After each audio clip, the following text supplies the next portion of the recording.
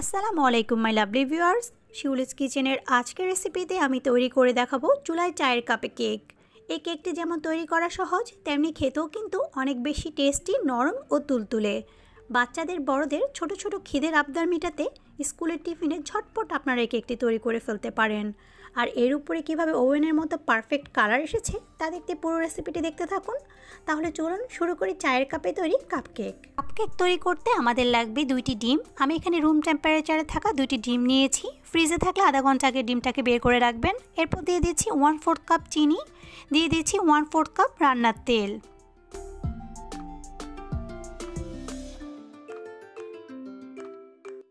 এরপর আমি এখানে দিয়ে দিচ্ছি 1 চিমটি পরিমাণ লবণ। এখন আমি এগুলোকে বিট করে নিব। আপনাদের কাছে যদি বিটার না থাকে তাহলে আপনারা এরকম একটা হ্যান্ড হুইক্স দিয়ে এটাকে খুব ভালো করে বিট করে নিতে পারেন। আমি এখন ইলেকট্রিক বিটার দিয়ে এটাকে বিট করে নিচ্ছি। ডিম ও চিনিটাকে যতক্ষণ না ভালো করে মিশে যায় ততক্ষণ পর্যন্ত এটাকে বিট করে নিতে হবে। এই পর্যায়ে আমি দিয়ে দিচ্ছি 1/2 চা চামচ ভ্যানিলা এসেন্স। এরপর এগুলোকে আবারও বিট করে নিচ্ছি।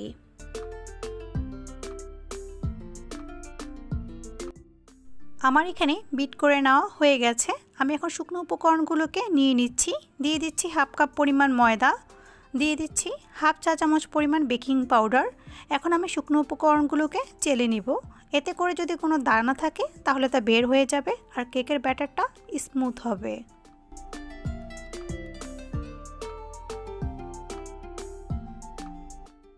এখন আমি কেকের ব্যাটারটাকে খুব ভালো করে মিশিয়ে নিচ্ছি।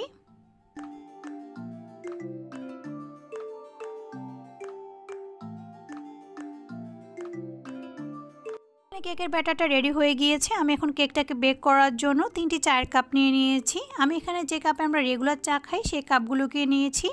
আমি এখন এগুলোর মধ্যে তেল ব্রাশ করে দিব, যাতে করে কেকগুলো খুব সহজে মোল্ড আউট হয়ে যায়।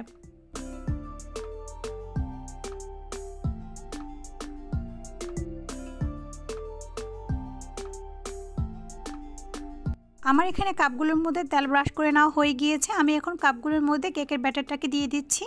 আমি এখানে অর্ধেক পরিমাণ করে ব্যাটারটাকে দিয়ে দিচ্ছি।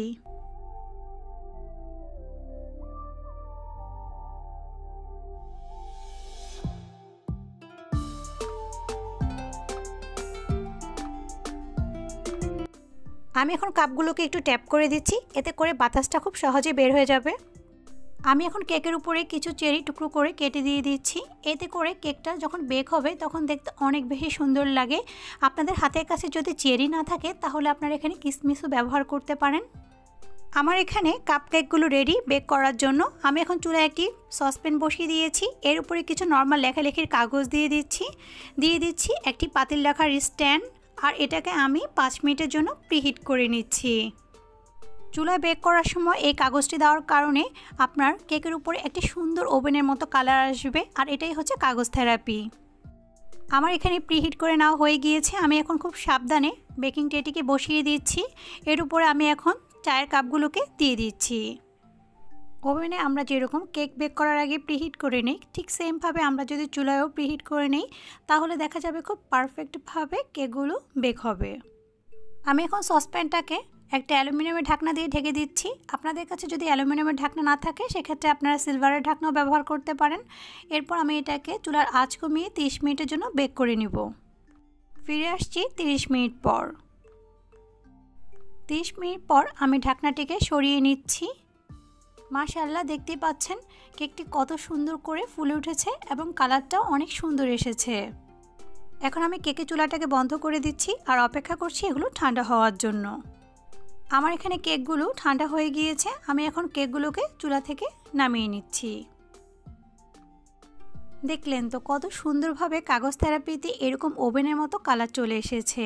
এখন আমি আপনাদেরকে দেখিয়ে দিচ্ছি কাগজটা কীরকম করে পুড়েছে। আমি এখন একটি ছুরির সাহায্যে কেকগুলোকে আনমোল্ড করে নিচ্ছি।